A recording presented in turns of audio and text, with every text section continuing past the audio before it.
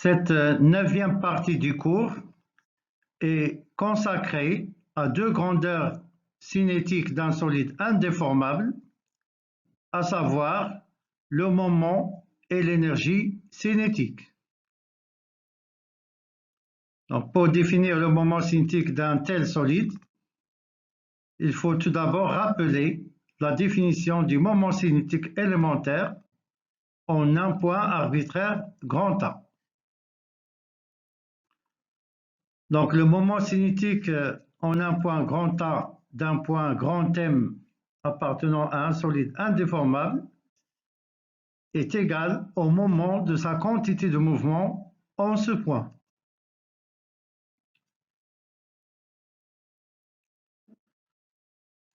Alors, la vitesse du point M par rapport au référentiel R0 peut être exprimée en fonction de la vitesse du centre de masse du solide considéré en appliquant la relation de Varignon.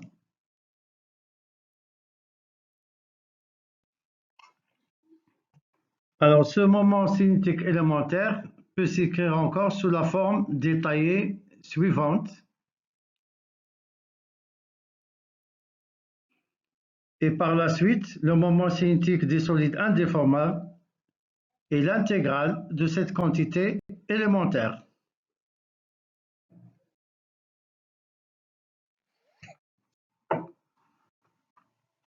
Donc, le calcul des moments cinétiques des solides indéformables revient théoriquement à calculer les 4 intégrales suivantes.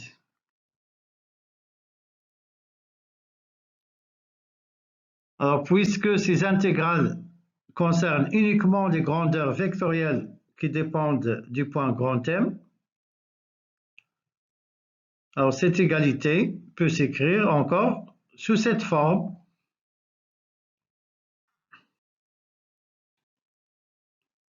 Comme si on effectue le calcul de ces intégrales à un instant fixé et en prenant comme variable d'intégration le point grand M. Alors, dans cette expression, l'intégrale de la quantité d de M dans le domaine grand D est égale à la masse du solide et l'intégrale du vecteur Gm dans le domaine grand D est égale au vecteur nul d'après la définition du centre de masse.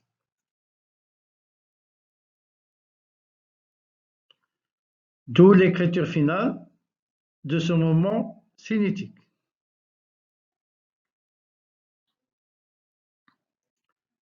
Donc, le moment cinétique au point A du solide S par rapport au repère R0 est tout simplement la somme du moment cinétique au point A du centre de masse G plus un moment cinétique complémentaire qui est dû à la rotation du solide autour de lui-même.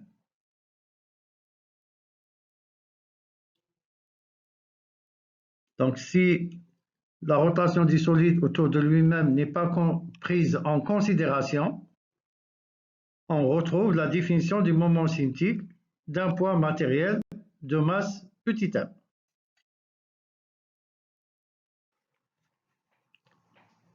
Pour donner une interprétation physique du moment cinétique complémentaire,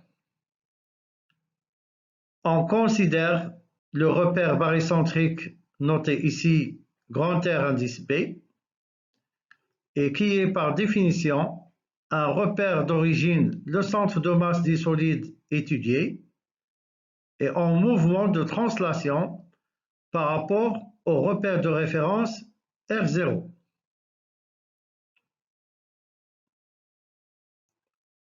Par conséquent, le vecteur vitesse de rotation du repère barycentrique par rapport au repère de référence est un vecteur nul.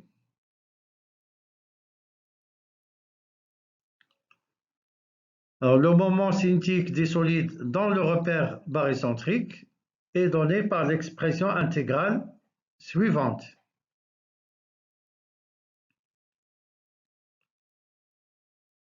Donc, la vitesse de chaque point grand M est calculée ici par rapport au repère barycentrique et le moment de la quantité de mouvement d'un point grand M par rapport au repère barycentrique est calculée au point grand G.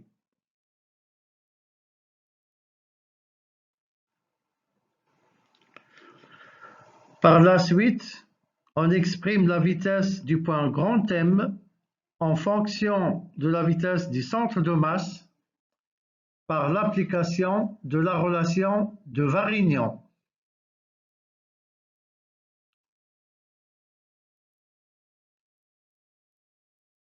Et en appliquant encore une fois la définition du centre de masse dans cette égalité, on obtient la version finale de ce moment cinétique.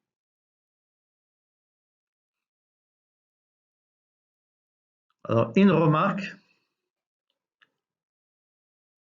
Le vecteur vitesse de rotation des solides par rapport au repère barycentrique peut s'écrire encore sous forme d'une somme de deux vecteurs vitesse de rotation en utilisant comme repère intermédiaire le repère R0. Donc, il s'agit d'une formule que vous avez déjà vue dans le cours de mécanique du point matériel et qui est d'ailleurs très facile à démontrer. Alors, le repère noté ici, grand R indice S, désigne le repère qui est lié au solide.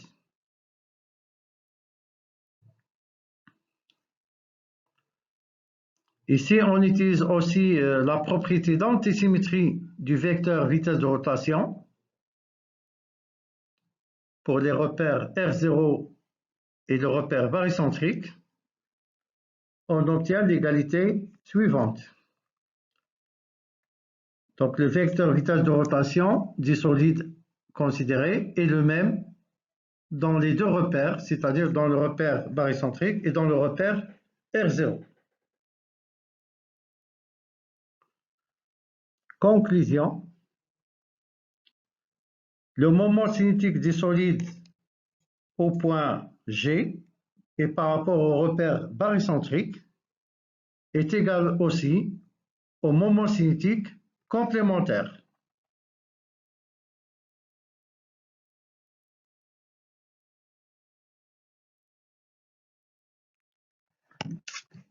Une deuxième remarque, on montre qu'on a l'égalité suivante, c'est-à-dire que le moment cinétique des solides S au point G est le même que ce soit par rapport au repère R0 ou bien par rapport au repère barycentrique.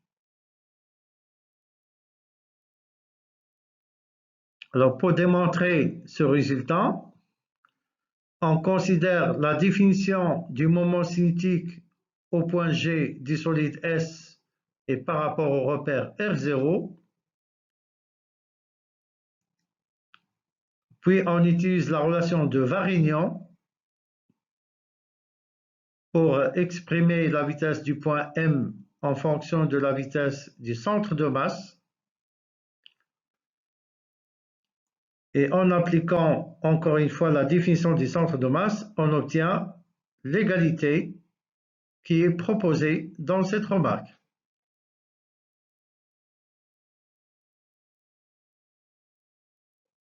Finalement, le moment cinétique du solide au point A et par rapport au repère R0 est égal au moment cinétique du centre de masse auquel on lui affecte la masse totale du solide, plus le moment cinétique complémentaire qui est tout simplement le moment cinétique du solide S au point G et par rapport au repère barycentrique. Alors, cette égalité porte le nom de théorème de Koenig pour le moment cinétique.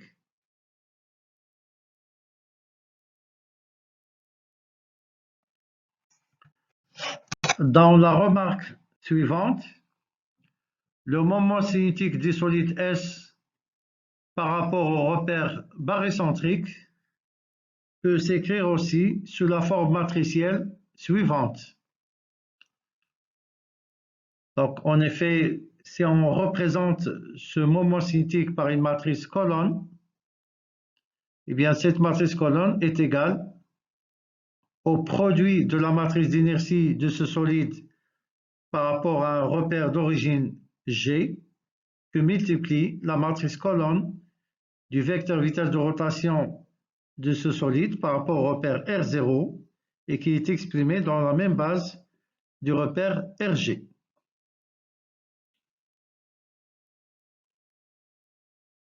Donc, il s'agit d'une formule matricielle plus pratique pour traiter les exercices.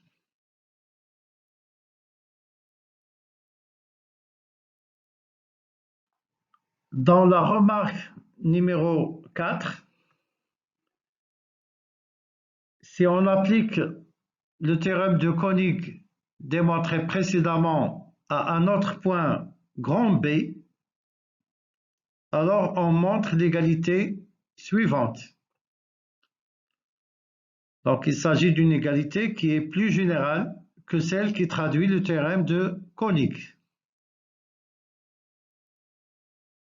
Et puis cette égalité est vraie quels que soient les points arbitraires grand A et grand B. Alors par conséquent, le champ de moment cinétique d'un solide indéformable est un champ antisymétrique puisqu'il vérifie la relation de Varignon. Et par la suite, on peut lui faire associer le torseur défini par l'ensemble suivant. Donc, la résultante de ce torseur est la quantité de mouvement du centre de masse auquel on lui affecte la masse totale du solide. Et comme moment, eh bien, c'est le moment cinétique du solide S par rapport au repère R0. Eh bien, ce torseur est appelé tout simplement torseur cinétique du solide S par rapport au repère R0. Dans le paragraphe suivant, on s'intéresse au calcul de l'énergie cinétique d'un solide indéformable. Alors, comme dans le cas du moment cinétique, on doit rappeler tout d'abord la définition de l'énergie cinétique élémentaire dans un solide indéformable.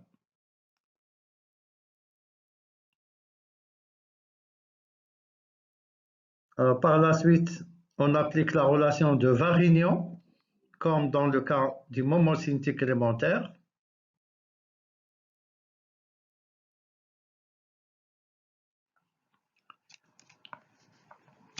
L'énergie cinétique élémentaire peut s'écrire encore sous la forme détaillée suivante, en développant l'identité remarquable dans l'égalité précédente.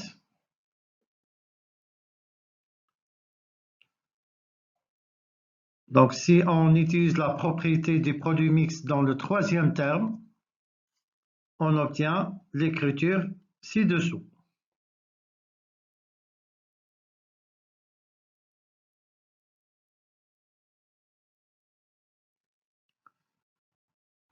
Donc, l'énergie cinétique du solide indéformable par rapport au repère R0 est l'intégrale de la quantité définie précédemment dans le domaine grand D, soit sous la forme détaillée suivante.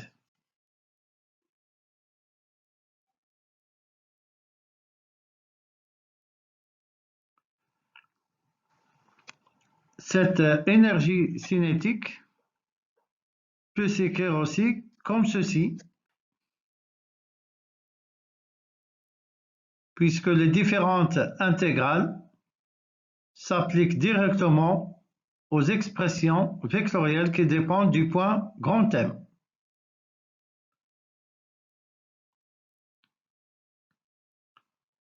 D'où l'écriture finale de cette énergie cinétique.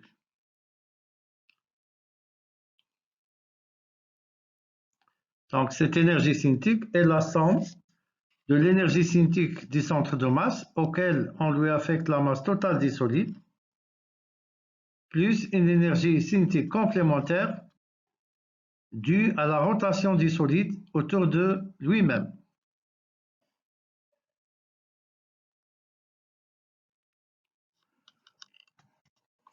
On peut donner aussi une interprétation physique de l'énergie cinétique complémentaire, comme dans le cas des moments cinétiques complémentaires. On va utiliser ici le repère barycentrique. Et dans ce repère, l'énergie cinétique du solide est définie comme ceci. Donc c'est une intégrale de l'énergie cinétique élémentaire où la vitesse du point M est calculée par rapport au repère barycentrique. Donc on utilise par la suite la relation de Varignon et on remarque que la vitesse du centre de masse par rapport au repère barycentrique, il est bien égal à 0, puisque l'origine du repère barycentrique est confondue avec le centre de masse du solide.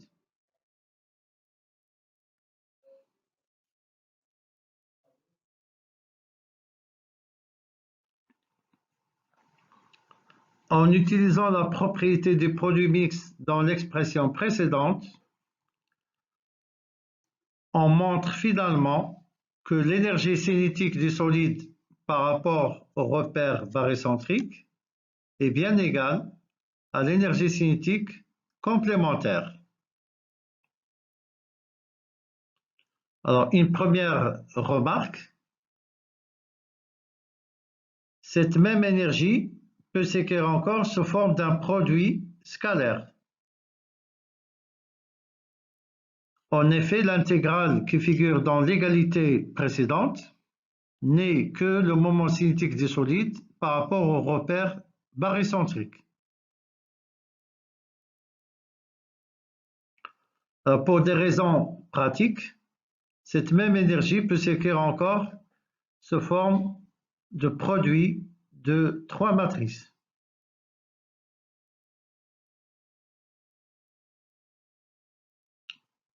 Alors, ce produit matriciel fait intervenir d'une part le vecteur vitesse de rotation du solide par rapport au repère R0 et d'autre part la matrice d'inertie du solide par rapport à un repère d'origine, le centre de masse. Alors, il faut bien noter ici que les 3 matrices doivent être exprimées dans la base du repère RG.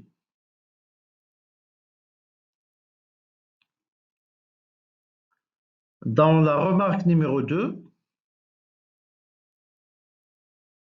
on constate que l'énergie cinétique des solides par rapport au repère R0 est égale à la moitié du commomment du torseur cinétique par le torseur des vitesses, c'est-à-dire le torseur cinématique. Alors, comme le commomment de ces torseurs ne dépend pas du point choisi, donc on a la liberté de choisir le point pour calculer ce commomment. Néanmoins, il faut quand même que ce point soit un point du solide, puisque dans ce commomment, il y a quand même le torseur cinématique.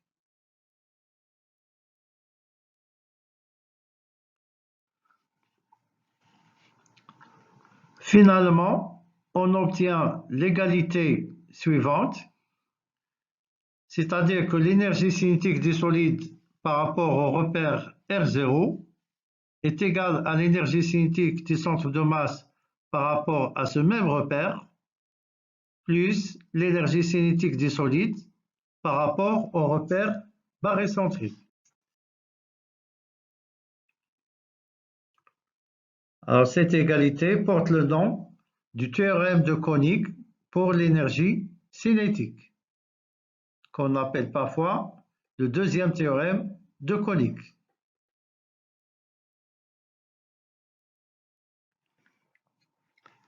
Maintenant, on va illustrer l'application des deux théorèmes de Koenig à l'aide d'un exemple simple. Alors, dans cette application, on considère un disque indéformable et homogène qui roule sans glisser sur un axe matériel OX, comme l'indique la figure ci-dessous.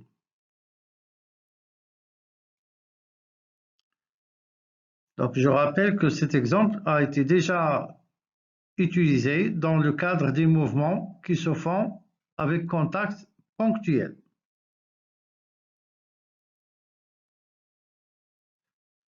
Alors, le repère barycentrique est le repère d'origine, le centre de masse du disque, et dont les axes sont parallèles aux axes du repère R0.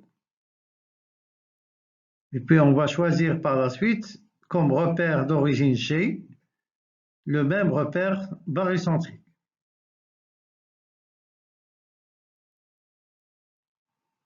On écrit tout d'abord la condition du mouvement sans glissement. Donc, cette condition se traduit par l'égalité suivante. Alors, ensuite, on calcule la matrice d'inertie du disque dans le repère RG. On remarque ici que ce repère est un repère principal d'inertie pour le disque. Et la matrice d'inertie du disque dans ce repère est donnée par cette expression.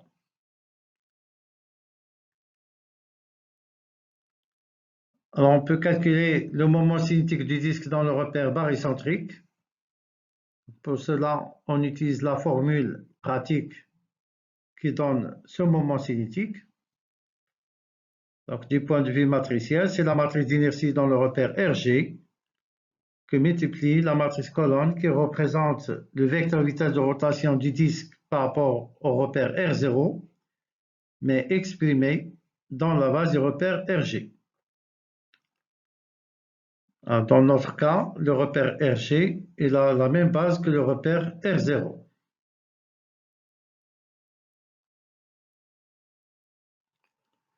Alors, on peut calculer aussi l'énergie cinétique du disque dans le repère barycentrique en utilisant la formule pratique qui permet d'avoir cette énergie.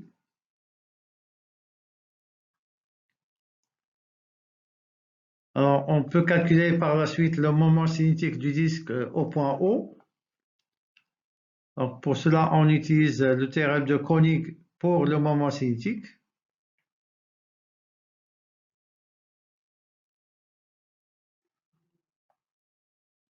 Alors, puisque le moment cinétique dans le repère barycentrique est déjà calculé, donc on doit préparer le produit vectoriel de la quantité de mouvement par le vecteur GO. Donc, c'est des calculs élémentaires très simples.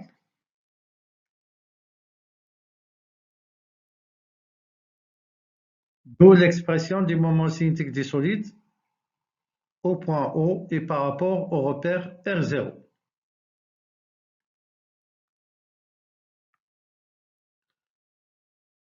Alors finalement, on calcule l'énergie cinétique du disque dans le repère R0. Alors bien sûr, on doit appliquer le théorème de Koenig pour l'énergie cinétique. Donc l'énergie cinétique des solides dans le repère barycentrique est déjà calculée. Il faut juste préparer l'expression de l'énergie cinétique du centre de masse.